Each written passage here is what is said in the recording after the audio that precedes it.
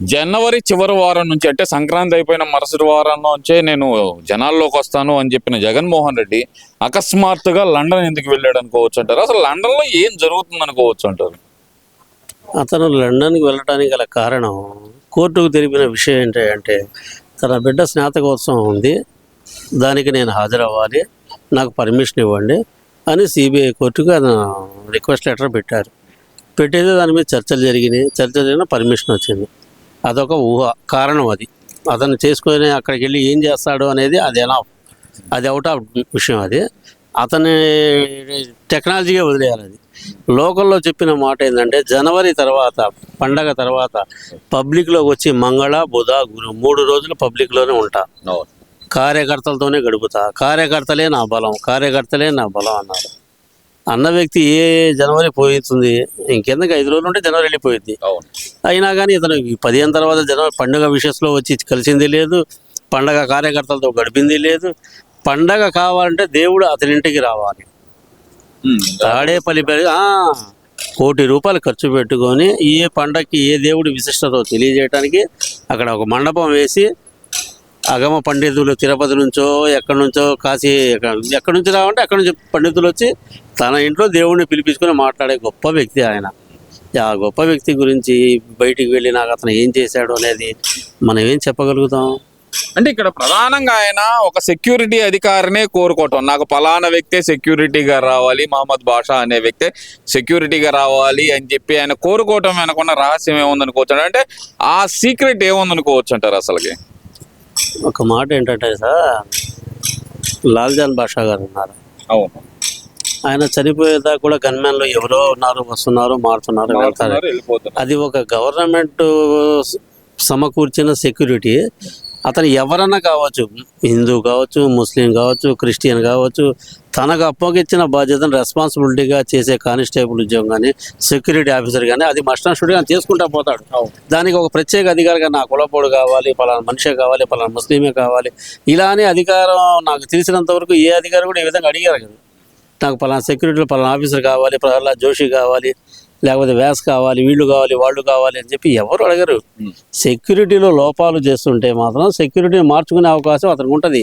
తన ఎస్పీజీ ఉంది కదా, దానికి అతను రిపోర్ట్ చేసుకొని సార్ ఈ సెక్యూరిటీ నాకు కంఫర్టబుల్గా లేదండి, నాకు సాటిస్ఫాక్షన్ లేదు అట్లా, నాకు చాలా ఇబ్బందిగా ఉంది, ఆ సెక్యూరిటీ మార్చండి అని చెప్పుకోవచ్చు. కానీ ఒకే వ్యక్తిని మస్ట్ అండ్ షుడ్గా నాకు సెక్యూరిటీ కావాలి. అతను ఇప్పుడు ఏంది ఒక సాధారణ ఎమ్మెల్యే, ఒక పులివెందుల సాధారణమైన ఎమ్మెల్యే, గతంలో ముఖ్యమంత్రి, మాజీ ముఖ్యమంత్రి. భవిష్యత్తులో అతనికి ఈ ఎమ్మెల్యే పదవి ఉంటుందో లేదో కూడా భగవంతుడి నిర్ణయం. అది నిజంగానే ఇక్కడ చూస్తేనేమో జనవరి నుంచి జనంలోకి వస్తున్నాడు చివరి వారం నుంచి. ఇక్కడ చూస్తే వరుస పెట్టి రాజీనామాలు జరుగుతున్నాయి. ఒక రకంగా పార్టీలో A2గా పిలుచుకునే విజయసాయి రెడ్డి అంటే జగన్మోహన్ రెడ్డి తర్వాత A2గా పిలుచుకునే అంటే జగన్మోహన్ రెడ్డి తర్వాత స్థానంలో చూసే విజయసాయి రెడ్డి కూడా రాజీనామా. ఎలా చూడాలంటారు ఈ పరిణామాలు అందాయి? అసలుకి చూసేది ఏమీ లేదు సార్, అతని మైండ్ సెట్ ఒకటే, యూజ్ అండ్ త్రో. ఒక వాటర్ గ్లాసు డిస్పోజబుల్ తాగాము, పారేసాము. అలాగా ఏ అధికారినైనా సరే, అంతకుముందు LV సుబ్రహ్మణ్యం ఉన్నారు, సిఎస్గా పనిచేసిన. అతని లైఫ్ స్టైల్ ఏంది, ఒక సిఎస్ అంటే ఒక సీఎంకి దగ్గరగా ఉండి తన సలహాలు అతని సలహాలు ఇతను విని తన ఎంప్లాయీస్ మీద దాన్ని అప్రూవల్ చేసేవాడు సిఎస్.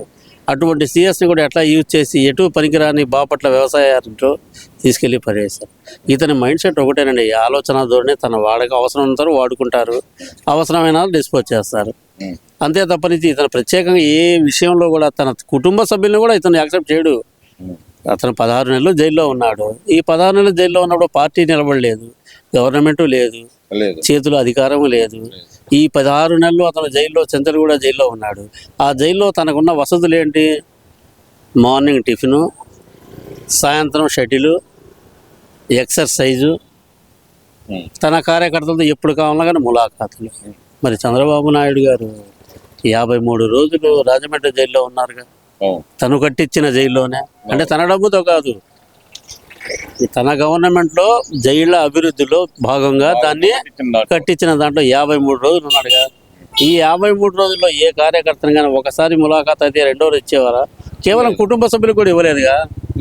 మరి మీకు ఎందుకు అధికారం లేకపోయినంత రాజభవన్ కల్పించింది? మీరు ఫ్యాక్షనిస్ట్లా, లేకపోతే మీరు ఏదో చేస్తారనే భయంతో కాదు, మీ తండ్రి గారి మీద ఉన్న గౌరవం. వైఎస్ రాజశేఖర రెడ్డి మీద ఉన్న గౌరవంతో తన బిడ్డగా నీకు ఆ గౌరవం ఇచ్చారు వాళ్ళు. అది మీరు మిస్యూజ్ చేశారు. మరి ఇక్కడ ఓవరాల్ గా చూస్తే ఈయన జనంలోకి వస్తా అంటున్నాడు, ఇక్కడ పార్టీ ఏమో గందరగోళ పరిస్థితుల్లో నెలకొంది. అసలు పార్టీ మనుగడ సాధ్యమయ్యే విషయమేనా? జనంలోకి వస్తేనే ఇక నేను ఒంటరిని, నన్ను మీరు ఆదుకోండి అనే ఆలోచనలో ఏమైనా ఉన్నాడు అనుకోవచ్చు అంటారా? ఒక మాట చెప్పాలంటేనంటే, అతను జనంలోకి వచ్చినా కానీ జనం తన మూలాన ఎంత నష్టపోయారు అనేది జనంలో ప్రతి ఒక్కరికి తెలుసు. మీరు ఇక్కడ గమనించాల్సిన ముఖ్యమైన విషయం ఒక్కటే ఉంది. ఈ రాష్ట్ర ప్రజలు చాలా మంచివాళ్ళు, ఎవరేం చెప్పినా నమ్ముతారు. తల మీద చెయ్యేసి మీరు ముద్దు పెడితే అతనికి 152 సీట్లు ఇచ్చారు. మరి చంద్రబాబు నాయుడు గారు ఎవరికి ముద్దులు పెట్టలేదు, తలలు నిమ్మలేదు, భుజం మీద తట్టలేదు, జేబులో 1000 రూపాయల నోట్లు పెట్టలేదు, క్యాన్సల్ అయిన 2000 నోట్లు పెట్టలేదు. ఒక నమ్మకంతో. ఇప్పుడు ఇంట్లో తండ్రి మీద బిడ్డలకి ఎంత నమ్మకం ఉంటుంది? మా నాన్న నాకు ఏదైనా మంచిగా చేస్తాడు, నా ఉద్యోగ భద్రత కల్పిస్తాడు, నా కుటుంబానికి ఏదో సాయం చేస్తాడు, ఆస్తులు దుర్వినియోగం చేయడు, నాకు వెళ్ళిన తర్వాత నాకు కట్ట పెడతాడు, బతికిన నాడు నా తండ్రి సరిగ్గా చూస్తాడని బిడ్డకు తండ్రి మీద నా గౌరవం ఎటువంటిదో ప్రజలకి పార్టీ నాయకుల మీద అంత గౌరవం. ఎవరేం చెప్పినా వింటాం. ఎందుకు వింటాం? ఏదో చేస్తారని. మంచి చేస్తారు. 10 ఏళ్ళు నువ్వు పార్టీ పెట్టినా నీకు గవర్నమెంట్ రాలేదు. 2014లో కూడా చంద్రబాబు నాయుడు గారే వచ్చారు. 2014 చంద్రబాబు నాయుడు వచ్చి 3 నెలలు ఉండటానికి ఆఫీస్ లేదు, ఒక అకామిడేషన్ లేదు, ప్రైవేట్ కన్వెన్షన్లో ఉండటం. అతనికి భూములు కావాలి. అన్నాదమ్ముల మధ్య చిన్న అడుగు గొడవ వస్తేనే కోర్టులకు వెళ్ళి కొట్టుకొని తిట్టుకొని గందరగోళం చేస్తాం. అటువంటిది 33,000 ఎకరాలు పూలింగ్ యాక్ట్ కింద రైతు నమ్మేది భూమిని. అదే రైతు చంద్రబాబుని నమ్మాడు, ఇచ్చాడు. ఇచ్చిన దానికి అతను ఆ రోజులు రైతులకు కావాల్సింది 1200 కమర్షియల్ స్థలాలు ఇచ్చాడు. తర్వాత రైతులకు ఇవ్వాల్సిన ఇన్పుట్ సబ్సిడీ అతనున్న 5 సంవత్సరాలు కూడా ఇచ్చాడు.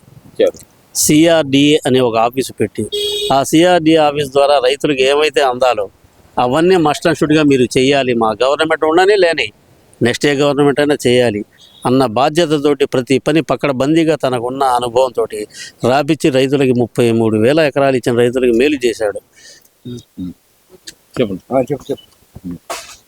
అటువంటి రైతుకు మరి మీరు ఏం చేశారు? మీరు వచ్చిన 5 ఏళ్లలో, వచ్చిన 4 సంవత్సరంలోనే మీరు ఏం చేశారు? 3 రాజధానులు అన్నారు, 3 చోట్ల 3 రాజధానులు అన్నారు, 3 మాటలు చెప్పారు. వాళ్ళని ఇళ్లలో కనీసం ఇంట్లో బిడ్డలకు కూడా అన్నం పెట్టుకోకుండా టెంట్లు వేసుకొని 3.5 సంవత్సరాలు 4.5 సంవత్సరాలు వాళ్ళకి నరకం చూపించి వాళ్ళకి ఇవ్వాల్సిన ఇన్పుట్ ఇవ్వకుండా, వాళ్ళకి ఇవ్వాల్సిన స్థలాలు ఇవ్వకుండా జోన్ 5 అని పెట్టేసి ఆ స్థలాలు బయట జనాన్ని తీసుకొచ్చి మీరు చేసింది సబబేనా? నిజంగా మీరు ప్రజలు జగన్ నమ్మే పరిస్థితుల్లో లేదంటారా? జగన్ ఇప్పుడు కాదు సార్, అది మొదటి నమ్మకం ఒకసారి. ఈ రాష్ట్ర ప్రజలు నమ్మారు అంటే ప్రాణం ఇస్తారు. ఈ రాష్ట్ర ప్రజలకు ఏంటంటే నమ్మకమే ముఖ్యం. ఒక వ్యక్తి మనకి ఏదైనా మంచి చేస్తాడు అంటే అతని కోసం ప్రాణమే ఇస్తారు. అతను ఏం చేశాడో చేయలేదో తర్వాత సంగతి. వైఎస్ రాజశేఖర రెడ్డి రాజీవ్ గాంధీ ఆరోగ్యశ్రీ పెట్టాడు. అతనికి ఒక ఇన్సిడెంట్ జరిగిన భగవంతుడు అతన్ని అలా చేశారు. ఆ చేసిన దెబ్బకి 150 మంది ఏపీ రాష్ట్రంలో, ఆంధ్రప్రదేశ్లో 150 మంది కార్యకర్తలు ఆత్మహత్య చేసుకున్నారు, సూసైడ్ చేసుకున్నారు. అది ఒక వ్యక్తి మీద నమ్మకాన్ని ఉదాహరణ, అది ఎగ్జాంపుల్. అలాగే చంద్రబాబు నాయుడు గారు ఉన్నారు, 14 సంవత్సరాలు 12 సంవత్సరాలు రాజకీయాలు.